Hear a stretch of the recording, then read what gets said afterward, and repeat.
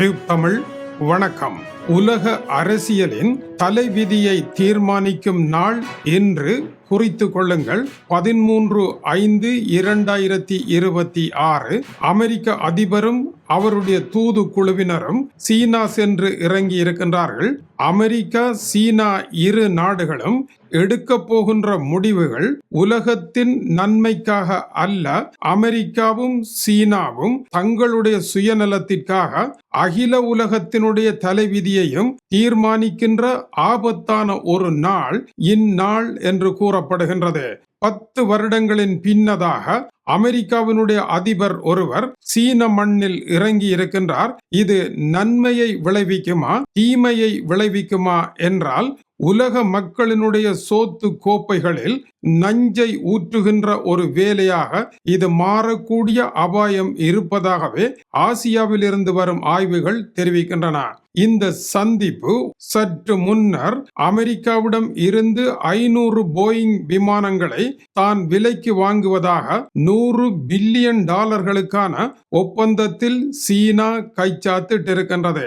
இந்த ஒப்பந்தம் அமெரிக்காவினுடைய போயிங் விமான நிறுவனம் விழுந்து கொண்டு சென்றது எழுந்து வருவதற்கும் தொழில்கள் வளர்வதற்கும் காரணமாக இருக்கின்றது. இதற்கு பிரதியுபகாரமாக தைவானில் அமெரிக்காவினுடைய பாதுகாப்பு பிடி ஓரளவிற்கு தளர்ந்திருக்கும் என்பதை சொல்ல வேண்டியது இல்லை.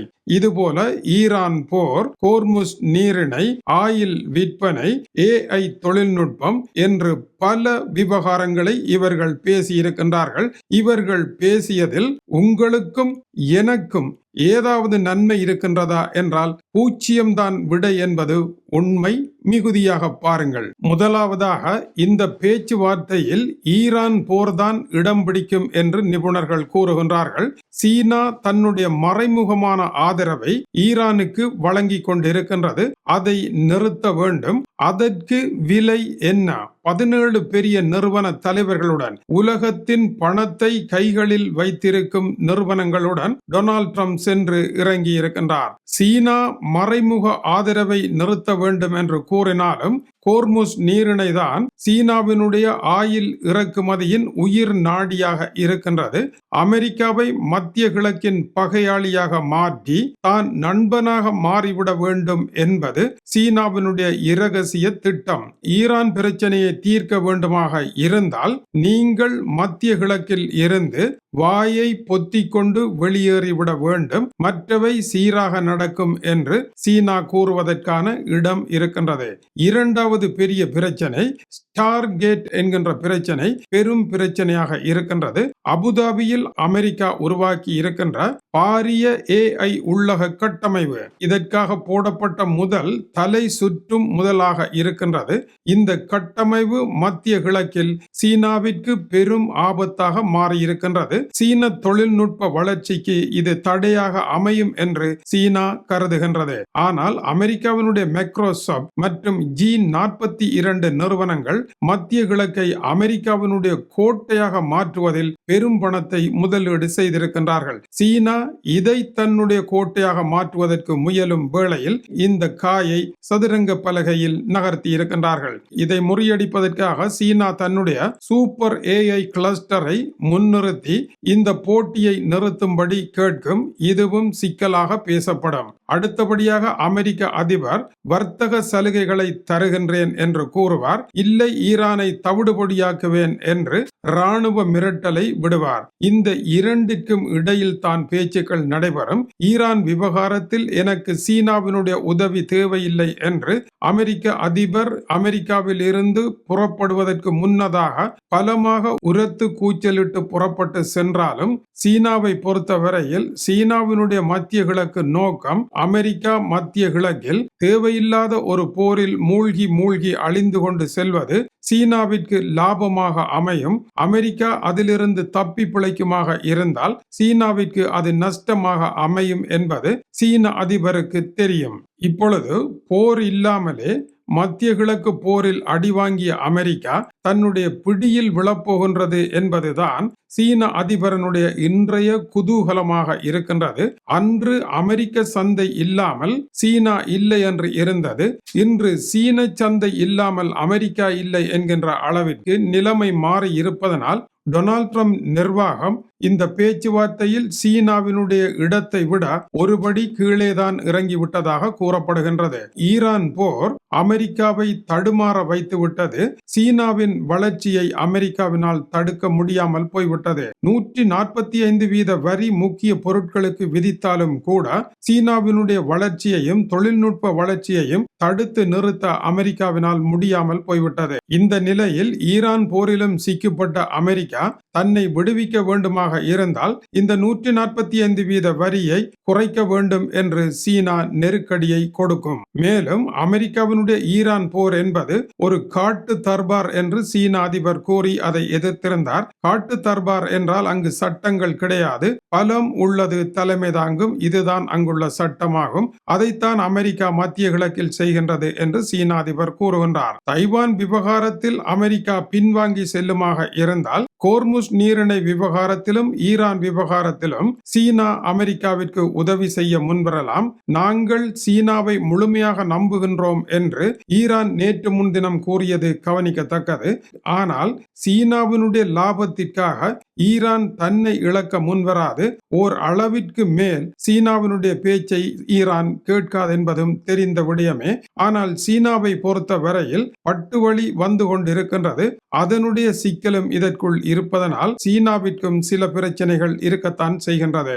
ஜி ஜின்பின்னுடைய அமைதியான முகத்தினுடைய நோக்கமும் அவரின் தலையின் பின்னால் ஓடிக்கொண்டிருக்கின்ற அலை வரிசைகளும் நாம் நினைப்பதை போல அவர் ஈரானுக்கு ஒரு பாதுகாவலராக இருக்க முடியாது. அவரை பொறுத்த வரையில் தைவான் என்கின்ற ஓடுமீன் ஓட உருமீன் வரும் வரை வாடியிருக்குமாம் கொக்கு என்பது போல தைவான் என்கின்ற பெரிய மீனை விழுங்குவதற்காக பசிபிக்கில் ஒற்றை காலில் நிற்கின்ற கொக்கு போல அவர் நிற்கின்றார். தைவானை விழுங்க அனுமதித்தால் அவர் பல விடயங்களை விட்டு கொடுப்பார். அமெரிக்க அதிபரை பொறுத்தவரையில் அவர் ஒரு வியாபாரி. தைவான் எக்கேடு கட்டால் அவருக்கு என்ன என்று தன்னுடைய நாட்டு பொருளாதாரத்தை லாபமாக்க அவர் முயற்சி எடுப்பார். எப்பொழுதுமே ஒவ்வொரு நாடும் நினைத்து கொள்ள வேண்டும், இந்த உலகத்தில் எந்த வல்லரசாவது தங்களுக்கு ஆதரவாக இருக்குமாக இருந்தால், அவர்களுக்கு லாபம் வருமாக இருந்தால் அந்த நாட்டை விற்பனை செய்துவிட்டு போய்விடுவார்கள். இதுதான் வல்லரசுகளினுடைய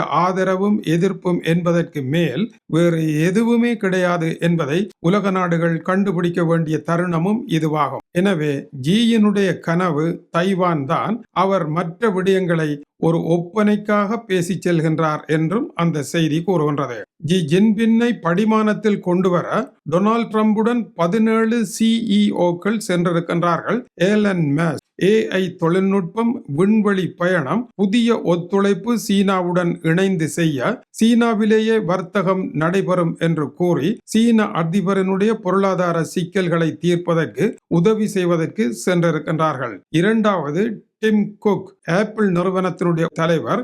ஆப்பிள் நிறுவனத்தினுடைய உற்பத்திகள் சீனாவிலேயே அதனுடைய விநியோக சங்கிலிகள் தொடரும் என்ற வாக்குறுதிகளையும் ஒப்பந்தங்களையும் வழங்க சென்றிருக்கின்றார். கெல்லி ஆர்ட்பேக், இவர் போயிங் நிறுவனத்தினுடைய தலைவர். இவர் சீனாவுடன் புதிய ஒப்பந்தம் செய்கின்றார். 500 போயிங் விமானங்களை 100 பில்லியன் அமெரிக்க டாலர்களுக்கு விற்பனை செய்ய இணக்கம் இதுவரை ஏற்பட்டு விட்டது. இதை தொடர்ந்து அமெரிக்காவினுடைய வெளியுறவுத்துறை அமைச்சர் மார்க்கோ ரூபியோ மற்றும் சீனாவினுடைய வெளியுறவுத்துறை அமைச்சர் வாங் ஜி, இந்த இருவரும் பேசுகின்றார்கள். தைவான் விவகாரத்தில் அமெரிக்கா சீனாவினுடைய மனநிலையை புரிந்து நடக்கும் என்று வாங் ஜி சொல்லி இருவரும் பேச ஆரம்பிக்க போகின்றார்கள். அமெரிக்கா சீனாவில் கையெழுத்து வைக்கின்ற ஒவ்வொரு கையெழுத்தும் தைவான் என்கின்ற தீவினுடைய தலைவிதியை தீர்மானித்துக் கொண்டிருக்கின்ற சிவப்பு இரத்த கையெழுத்துக்கள் என்பது கவனிக்கத்தக்கது. போரிடாமலே எதிரியை வீழ்த்துவதில் சீன அதிபர் வெற்றி பெற்றிருக்கின்றார். சிங்கத்தை வென்ற தேனி சிலந்தி வலையில் மாட்டிக்கொண்டது போல வெனிசுலாவை வெற்றி பெற்ற டொனால்ட் ட்ரம்ப் வேகமாக சென்று சீனாவினுடைய சிலந்தி வலையில் விழுந்திருக்கின்றார். அவரை போரிடாமலே சுழற்றி அடித்து தன்னுடைய காரியத்தை முடித்திருக்கின்றார் ஜி ஜின்பின். இந்த ஒப்பந்தமானது மேலும் பல விளைவுகளையும் வரும் நாட்களில் ஹோர்முஸ் நீரிணை, ஈரான் போர் போன்றவற்றில் புதிய மாற்றங்களை ஏற்படுத்தும் வாய்ப்புண்டு. சில வேளை சீனா ஈரான் விவகாரத்தில் பின்வாங்கினால் ஈரான் மீதான தாக்குதலை கடுமைப்படுத்துவதற்கும் வாய்ப்புண்டு. அது நடைபெற தைவான் மீதான தாக்குதல் நடந்தாலும் ஆச்சரியப்பட இல்லை. ஏனென்றால் ரஷ்யா தன்னை கவிழ்த்து விடுவார்களோ என்று சாத்தான் 2 நேற்று ஏவியதும் இதனுடைய விளைவாக இருக்கின்றது. எனவே உலக வல்லரசுகள் இந்த உலகத்தினுடைய ஒட்டுமொத்த வளங்களையும் தங்களுடைய அதிகார பலத்தினால் அவர்கள் பங்கு போடுகின்றார்கள் என்பதுதான் உலக ஏழைகள் கற்றுக்கொள்ள வேண்டிய பாடமாக இருக்கின்றது. 45 மில்லியன் ஏழைகள் அடுத்த நேர சாப்பாட்டிற்கு வழி இல்லாமல் போயிருக்கின்றார்கள். இவர்கள் மத்திய கிழக்கில் நடத்துகின்ற போர் காரணமாக. ஈரான் போர் வெடிக்கத்தான் போகின்றது என்று அமெரிக்காவினுடைய முன்னாள் படைத்துறை ஜெனரல், அமெரிக்காவினுடைய முன்னாள் பாதுகாப்பு ஆலோசகர் CNN-க்கு வழங்கி இருக்கின்ற நீண்ட பேட்டியினுடைய தமிழ் வடிவத்தை கேட்க தயாராகுங்கள். இது டியூப் தமிழினுடைய உலக செய்திகளுக்காக டென்மார்க்கில் இருந்து கீசே துறை. வணக்கம் உறவுகளே.